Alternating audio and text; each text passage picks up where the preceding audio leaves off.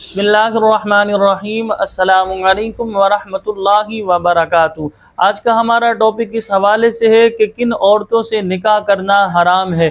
उमूमन आपने ये 7 किस्म की औरतें तो आपको याद होंगी कि माँ, बहन, बेटी, भतीजी, भांजी, फुप्पो, खाला।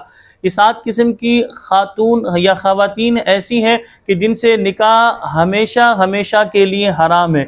इसी तरह ये बात भी याद रखें, अगर आपके निकाह में भतीजी मौजूद है और उस भतीजी की जो है उसी भतीजी की जो है अगर आपके निकाह में जो है एक लड़की मौजूद है, इस लड़की की भतीजी को अगर आप इसी लड़की की भतीजी को अपने निकाह में लाएंगे तो ये आपके लिए जायज़ नहीं। इसी तरह एक लड़की आपके निकाह में मौजूद है, इस लड़की की भांजी से आप को निकाह में नहीं ला सकते।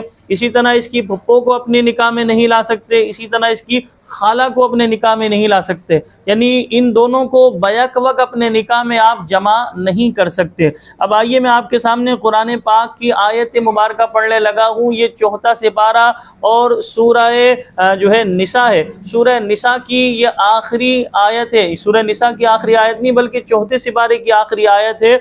और सूरह निसा की आयत नंबर समात फरमा लें कि सूरह निसा की आयत नंबर जो है 23 है। इसमें अल्लाह तबारक व तआला ने ज़िक्र फरमाया, हुर्रिमत अलैकुम उम्महातुकुम व बनातुकुम व अख़वातुकुम व अम्मातुकुम व ख़ालातुकुम व बनातुल अख़ी व बनातुल उख़्ती व उम्महातुकुम अल्लाती अर्दअनकुम व अख़वातुकुम मिनर रज़ाअति व उम्महातु निसाइकुम व रबाइबिकुम अल्लाती फ़ी हुजूरिकुम मिन निसाइकुम अल्लाती दख़लतुम बिहिन फ़इन लम तकूनू दख़लतुम बिहिन फ़ला जुनाह अलैकुम व हलाइलु अबनाइकुम अल्लज़ीना मिन अस्लाबिकुम व अन तजमऊ बैनल उख़्तैनि इल्ला मा क़द सलफ़ इन्नल्लाह कान गफूरर रहीम। आयत थोड़ी सी तवील थी, लेकिन इसमें देखिए अल्लाह तबारक व तआला ने जिक्र कर दिया, तुम पर हराम कर दी गई तुम्हारी माँ, यानी जिनसे निकाह नहीं हो सकता उनके बारे में बताया जा रहा है। तुम पर हराम कर दी गई तुम्हारी माएँ और तुम्हारी बेटियाँ और तुम्हारी बहनें और तुम्हारी फूफियाँ और तुम्हारी खालाएँ और तुम्हारी भतीजियाँ और तुम्हारी भांजियाँ। यानी ये तो हमने जो शुरू में आपको बताया था, माँ, बहन, बेटी, भतीजी, भांजी, फुप्पो, खाला, उनका जिक्र आ गया। और तुम्हारी वो माएँ जिन्होंने तुम्हें दूध पिलाया। यानी अगर एक खातून ने एक जो है शख्स को निकाह 2 साल के अंदर, 2.5 साल के अंदर अंदर पिलाया तो ये बच्चा जो है उन खातून का रज़ाई बेटा करार पाएगा। तो लिहाजा इस लड़के का निकाह इन खातून से नहीं हो सकता क्योंकि ये रज़ाई माँ है। और वो तुम्हारी रज़ाई माँ जिन्होंने तुम्हें दूध पिलाया और दूध के रिश्तों से तुम्हारी बहन है। यानी जिन खातून ने इस लड़के को निकाह पढ़ाया, इस लड़के को दूध पिलाया था 2.5 साल के अंदर अंदर, तो जाहिर सी बात है ये इनका रज़ाई बेटा हुआ। और इन खातून की जितनी बेटियां हैं वो इसकी क्या लगी, रज़ाई बहनें लगी। जिस तरह हकीकी बहन से निकाह जायज़ नहीं, इसी तरह रज़ाई बहन से निकाह जायज़ नहीं। तो अल्लाह पाक यही बात जिक्र फरमा रहा है। और दूध के रिश्ते से तुम्हारी बहनें, रज़ाई बहनों से भी निकाह जायज़ नहीं। और तुम्हारी बीवियों की माएँ, यानी तुम्हारी बीवियों की माँ यानी सास से भी निकाह जायज़ नहीं।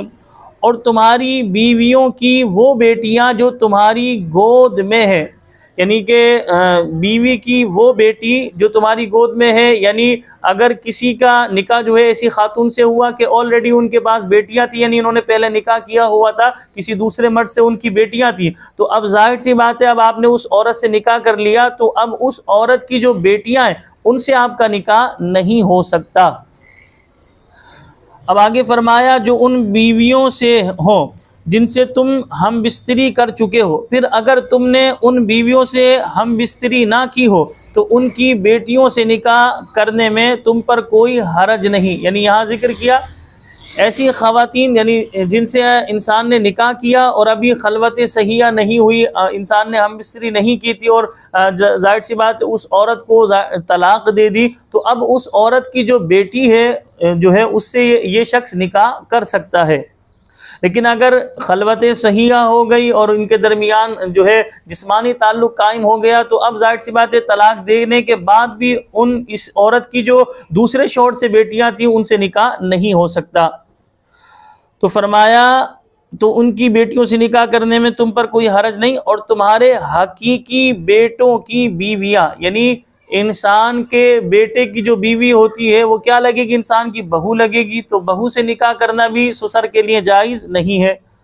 और दो बहनों को इकट्ठा करना भी हराम है, यानी दोनों बहनों को इकट्ठा करना, यानी आपने जिस लड़की से निकाह किया उस लड़की की बहन से आप निकाह करें तो ये आपके लिए जायज़ नहीं। इसी तरह हमने आपको बताया जिससे आपने निकाह किया उसकी भतीजी से भी निकाह आप नहीं कर सकते, भांजी से भी नहीं कर सकते, पुप्पो से भी नहीं कर सकते, खाला से भी नहीं कर सकते। हाँ, ये सूरत हो सकती है आपने जिस लड़की से निकाह किया इसे आपने तलाक दे दी, तो अब जाहिर सी बात है आपने उसे तलाक दे दी, तो जब आपने उसको तलाक दे दी अब उसकी इद्दत गुजर गई, तो अब आप इसकी बहन से निकाह कर सकते हैं। इसी तरह भतीजी से भी, भांजी से भी, पप्पो से, खाला से भी निकाह कर सकते हैं, जबकि और कोई मुमानअत आड़े नहीं आ रही हो, इसे याद रखिएगा।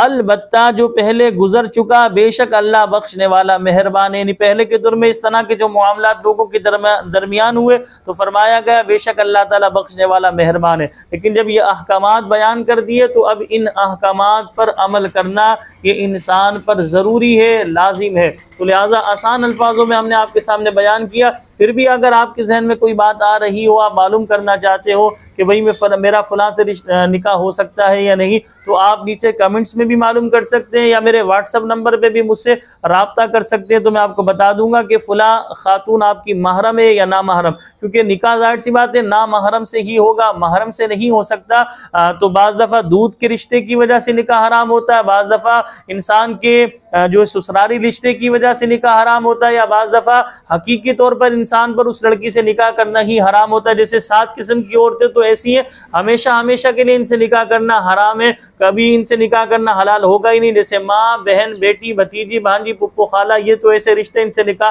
कभी हलाल हो ही नहीं सकता। हाँ, बाज़ ऐसी सूरतें जैसे चच्ची, मुमानी के बारे में लोग मालूम करते हैं कि चच्ची से या मुमानी से निकाह हो सकता है, तो अगर चच्चा ने उन्हें तलाक दे दी तो वो और उन्होंने इद्दत गुजार ली तो अब आपकी साबिका चच्ची थी, इनसे आपका निकाह हो सकता है। इसी तरह मामू ने मुमानी को तलाक दे दी या मामू का इंतकाल हो गया, तो लिहाजा इद्दत गुजार लेने के बाद अभी आपकी साबिका जो मुमानी थी इनसे आपका निकाह हो सकता है। यकीनन आपको ये सारी बातें समझ में आ रही होंगी। फिर भी अगर कोई दुश्वारी हो, कोई मुश्किल लग रहा हो तो आप रब्ता कर सकते हैं। हमें अपनी दुआओं में याद रखिएगा। अस्सलामु अलैकुम व रहमतुल्लाहि व बरकातुहू।